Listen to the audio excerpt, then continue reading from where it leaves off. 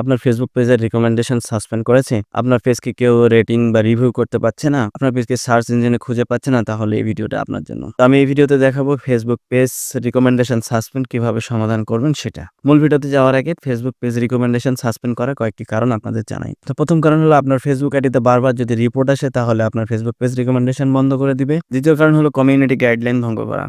ফেসবুকের community guideline যদি ভঙ্গ করে থাকেন তাহলে আপনার পেজের রিকমেন্ডেশন সাসপেন্ড করে ফেলবে।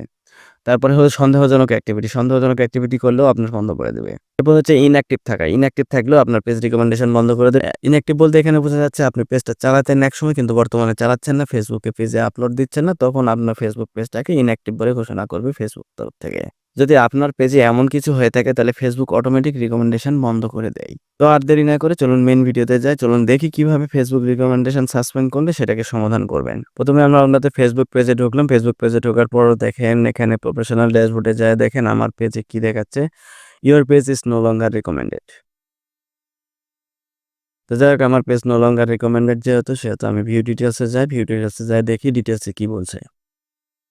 তো এখানে দেখেন ইউর রিকমেন্ডেশন আর সাসপেন্ডেড। তো আমাকে সাসপেন্ড করা হয়েছে। এখানে কিছু তথ্য দিয়েছে কেন কি জন্য সাসপেন্ড করেছে সেগুলো। হ্যাঁ, তো আমি এখন সবার আগে পেজ স্ট্যাটাস দেখি পেজ স্ট্যাটাসে অ্যাক্টিভ আছে কিনা। তো দেন আমি পেজ অ্যাক্টিভ স্ট্যাটাসে ক্লিক করলাম। তো এখানে দেখেন এখানে লেখা আছে পেজ হ্যাজ নো ইস্যু। আমার পেজে কোনো ইস্যু নেই। নো ভায়োলেন্স শো, কোনো ভায়োলেন্সও শো করতেছে না।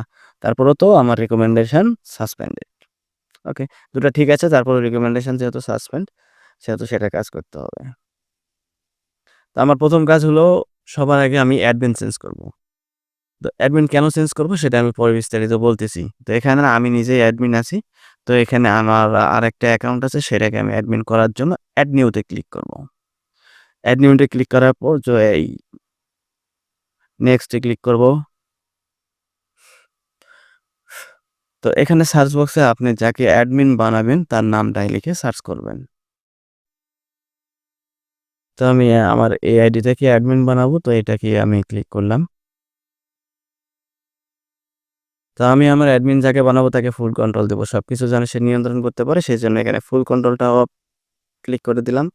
দেন আমি গিভ অ্যাক্সেস দিয়ে দেবো।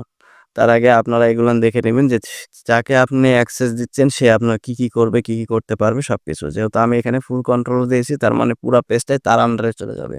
পাওয়ার অফ অ্যাটর্নি দিয়ে দিলাম। তো গিভ অ্যাক্সেস দেওয়ার পরে এখানে আপনার ফেসবুকের যে পাসওয়ার্ডটা আছে সেই পাসওয়ার্ডটা এখানে দিবেন। পাসওয়ার্ড দেওয়ার পর আপনার হোয়াটসঅ্যাপে যেই আপনার যদি 2 স্টেপ ভেরিফিকেশন অন থাকে তাহলে হোয়াটসঅ্যাপে কোড আসবে। কোড দেওয়ার পর কন্টিনিউ দেওয়ার পর দেন আবার এগেইন পাসওয়ার্ড দেবেন। তারপর কনফার্ম দেবেন। তো দেখেন এখানে আমরা ২ টা অ্যাডমিন, একটা হলো মেরিনা পারভীন, একটা হলো ফজলে রাব্বি স্বাধীন। মানে আমি এখন বর্তমানে যে আছে সে। তো এখন মেরিনা পারভীনের যে ইনভাইটেশন থাকিয়েছে ইনভাইটেশনটা অ্যাকসেপ্ট করে নেই।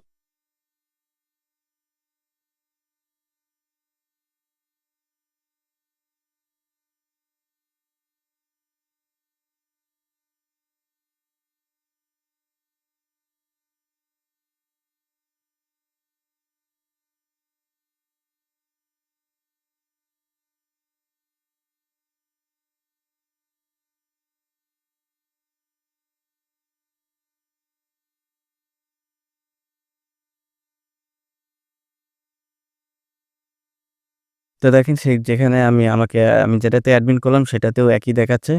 তো এখন আমার ১ম কাজ হলো আমার যেটা ১ম অ্যাডমিন ছিলাম সেটাকে আমি রিমুভ করব। তো যেটা ফজলে রাব্বি স্বাধীন যেটা ১ম ছিল যেখান থেকে ক্রিয়েট করা হয়েছে আমি ১ম এ তাকে রিমুভ করব। রিমুভ করার জন্য আবার সেম প্রসেস এ যাবেন। সেটিং এ যাওয়ার পর এখানে পেজ সেটআপ এ যাবেন। পেজ সেটআপ যাওয়ার পর পেজ স্ট্যাটাস এবং মেরিনা পারভীন নিচে আছে, আমি উপরে আছি। তো ১ম এ আমি নামের উপর ক্লিক করব। ফজলে রাব্বি স্বাধীন নামের উপর ক্লিক করব। দেন রিমুভ ফ্রম পেজ। যেহেতু আমি তাকে রিমুভ করব রিমুভ ফ্রম পেজ এবং ফেসবুকের পাসওয়ার্ডটা এখানে আবার প্রদান করতে হবে।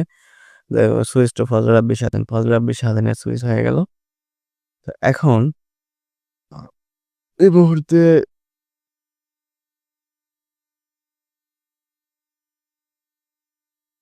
এখানে সময় দেখেন ২টা ৫৩ বাজে। তো ওই সময়টাতে আমি কাজ শুরু করছিলাম। তো আমাকে যেই সময়টা দিয়েছে হলো ৫টা ১০ এ। হ্যাঁ, বিকেল ৫টা ১০ এ একটা মেসেজ করছে, সরি বিকেল ৫টা ১০ এ একটা নোটিফিকেশন আসছে। দেখেন।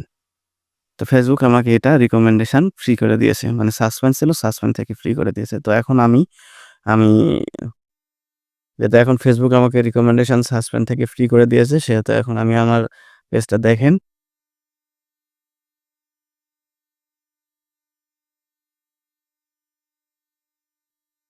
এখানে দেখেন রিকমেন্ডেশন, ওকে। সবুজ ব্লু টিক আসছে মানে রিকমেন্ডেশন হবে। ঠিক আছে? তো এইভাবেই আপনারা আপনাদের রিকমেন্ডেশনটা সাসপেন্ড যদি হয়ে থাকে তাহলে আপনারা ক্লিয়ার করে নিতে পারবেন। এখন বলি আমি অ্যাডমিন কেন চেঞ্জ করলাম?